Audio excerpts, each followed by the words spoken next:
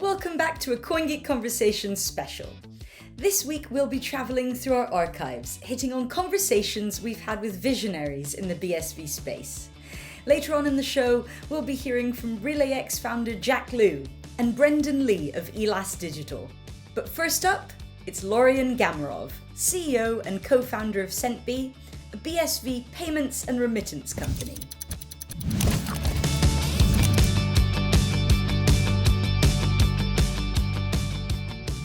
CoinGeek's Charles Miller had a great chat with Lorien in 2019, where he shared his hopes for what Bitcoin can achieve in developing countries.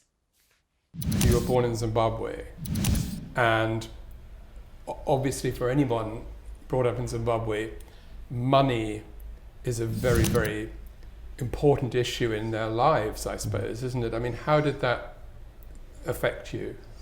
Well, that was really what got me thinking about money in general. During the 2008 crisis, I mean, this was before the global financial crisis, the Zimbabwe dollar died catastrophically, and that really got me interested in the whole idea of money and where it comes from and what gives it value and how is it possible that currency can become hyperinflated. And we also had I had family that was impacted by it, and so that's really got me thinking about the whole economics of money, where it comes from, and then also at that time I was building out payment systems for smart grid electricity grids. And we had a lot of people from other African countries in South Africa, where I was living at the time. And, so this idea of Bitcoin kind of just landed in front of me. And, it seemed like such a wonderful solution for a country like Zimbabwe. This idea of a sound digital money, the first Except that the sort of volatility of Bitcoin probably was sort of rivaled only by Zimbabwe's own currency. Well, having gone through that hyperinflation, it was, it was tolerable in comparison. Right. Something that could go up 10% a day, that's nothing, right, or down. So, but of course, you could see that it's a technology that is still in its infancy. There's a lot of uncertainty around it, specifically from in the regulatory environment. Regulators are still trying to get to grips with it. But and also I remember the 90s. I was a computer science student, and how the internet was being born, and it was confusing, and nobody understood it, and complicated. But I saw how that all unfolded, and I felt like, well, here we have another technology. It's in its infancy. It's confusing to most. It's based on a sound economic thinking, which is something that I was suddenly aware of. And I just thought, well, if this unfolds in the same way as the internet, then there must be a possibility that this will change the world. And so, there were a lot of different things that got me really excited about it. But of course, it was specifically around, the idea that people can use this, and obviously as sound money, but as a digital payment method that has very low barrier to entry. It means that people can now pay for things that they couldn't before. So we were building electricity vending systems, but we had a lot of customers who didn't have bank accounts, and if they ran out of electricity and they wanted to go and buy it, they would have to go find a vendor. Most of the time they used cash, which was increased the costs, and I thought, well, Bitcoin would be a perfect solution for that. So I built Bitcoin into our vending system at that time. But the company wasn't that excited about it. I think Bitcoin at that stage was tainted with the idea of Silk Road and how people were using it for all these different things. But then you were hoping that people in other places around the world would be able to sort of crowdfund energy to some African schools and so on, is that? Yeah, so then once I realized I couldn't carry on with this commercial company doing this, I started thinking of other ways to use Bitcoin, and I founded a company called Banky Moon, which was essentially an advisory company, a consulting company, and I spent a lot of time at conferences talking to people about the potential use cases of Bitcoin. But this idea of being able to create some kind of organization, a charity organization that can make use of payments much more efficiently than organizations do today, where a donor can directly fund the needs of some little African school by paying Bitcoin for energy. I just thought that was such a great use case. Cut out all the infrastructure of big NGOs. Yes, it means that there's no or very little admin costs. There's no corruption. All the payments are visible and go directly to the meter and purchase the energy. There's no waste. So it just seemed like such a nice way for a donor to donate to a cause they believe in without having to worry about where is that money in fact going? Is it being spent on the thing that I want to spend it on? And then I decided to stop talking about that and actually create that.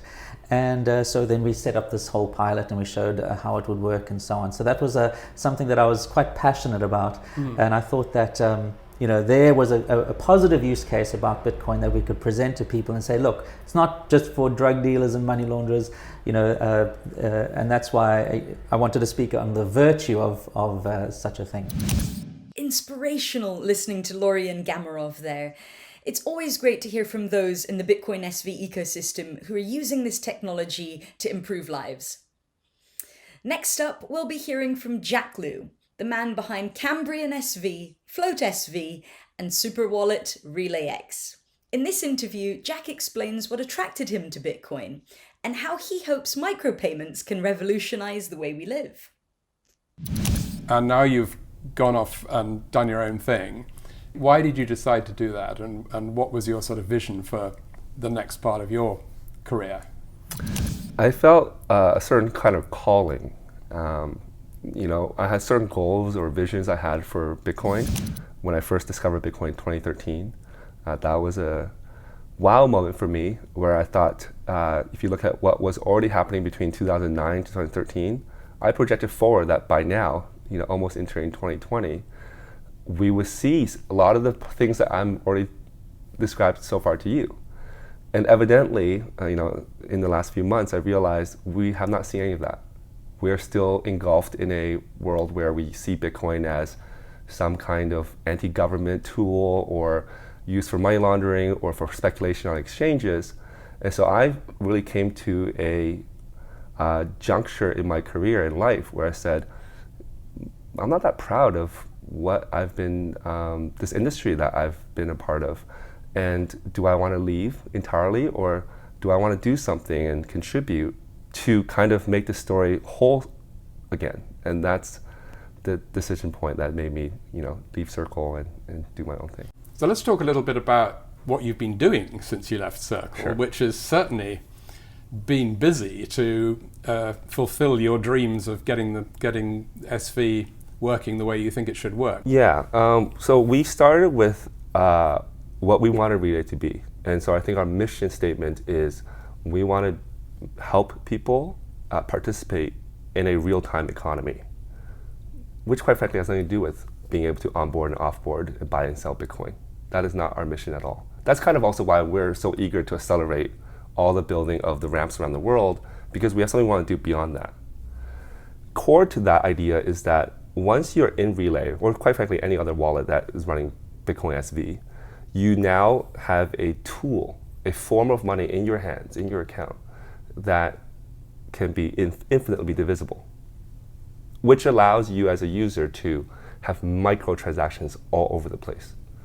So that is kind of where we see a future of. So specifically to usage, there are, I think, brilliant people who live in Rwanda or elsewhere in Africa whose family income might be only $2 or $3 a day. Right? We see that World Bank statistic, people live on $2. There's probably a smart kid, lots of smart kids who, or young adults who have an Android phone or something like that. And if they can start doing tasks like answer customer service tickets or do business development, they can be paid for a little action. Mm-hmm. And at the end of the day, if they made $3, that just doubled their family income. Yeah. And that's not limiting them to just doing customer service. From there, they can get school supplies, do whatever, and then we might find out there are many more Elon Musk or something like that. So some business has got to get established that will sort of put a call out for people Yes. in those countries with a phone, and this is all you have to do, kind of thing. Yes. And we think the fiat on and off ramps are the hardest part of our mission, because that is putting a call out for people to process transactions. Putting out calls for people to do customer service is relatively much more simple.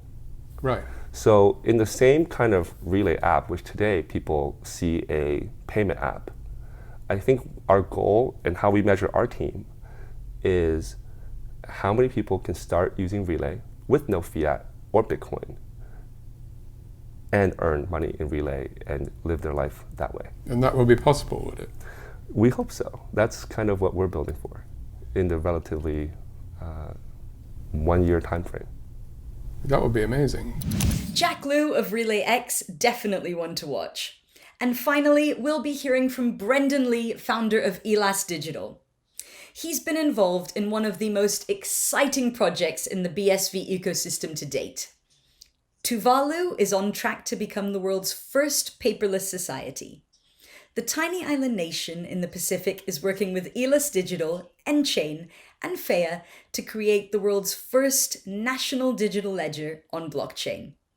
Brendan hopes the ambitious plan will inspire other governments to follow suit. I want to just ask you, how I guess there must have been discussions in your team about how this is in some sense a little experiment, well, not a little experiment, but compared to the size of other countries, a kind of working model of what the future might look like. I mean, what are your thoughts about that? Look, absolutely. And, you know, I'm one of my kind of, I guess, goals or the vision for Elas from the beginning was to get into places like the United States. And I think they have one of the most fabulous or fabulously kind of diverse systems of government, where you have, you know, different systems at the county level and at the state level and at the federal level, and it's all kind of a competitive effort to, you know, do things, find the best way of doing things. And really, when you look at this MetaNet framework and how a national digital ledger like this can be assembled and sort of clipped in, it really does allow you to approach a giant nation like the US and say, well, for you guys, we do it this way, but then over here we do it that way. But then at the top of all of that, you still have those common documents like the Constitution, you know, like the Bill of Rights, and where you have, you know, even with those documents where you have all of the signature requirements needed to create amendments and all of that sort of thing, we can build that in Bitcoin, and we can actually provide that entire framework and documentation of government in a way that's completely open and able to be scrutinized and pushed and prodded and used by everyone in a giant and diverse and amazing place like that. And being able to create this in Tuvalu first, I think is an amazing opportunity for Tuvalu, but also an amazing, I guess, example of what's possible in a microcosm at a macro scale. And I think we're going to get a lot of scrutiny as we get further along in this project from not just countries in the Pacific, but countries all around the world who really, I think, are going to start to see that this is the way that things are going. Everything's moving towards a public ledger framework, and to understand that it's possible to actually implement all of those systems of not just recording law, but actually changing laws and running democratic votes and elections and referendums and all of these things, that these tools of democracy and civic participation that we use can be built and managed and audited using Bitcoin as a tool. And so it's for this reason that you won't hear me talking about price or money or any of this kind of thing. I find that quite uninteresting. And I think the really exciting thing that's going to happen is not the reinvention of government. We don't need to reinvent anything. What we need to do is make it more open and transparent, and that's what we can do here. And so that's, that for me is really the long-term vision, not just for Tuvalu, but for everywhere. And so it's a tremendous opportunity to be here at on the ground floor with the Tuvaluans who've been such wonderful participants in the process. A perfect use case from paradise. Tuvalu may just be the first of many countries moving towards a digital ledger framework. And there we have our 3 exciting visionaries developing game-changing solutions on Bitcoin SV. Next week, we're going to be picking 3 more heroes when our theme will be the technologists. Who do you think they'll be? Thanks for watching this CoinGeek Conversation special, and please join me, Natalie Mason, again next week. Until then, goodbye!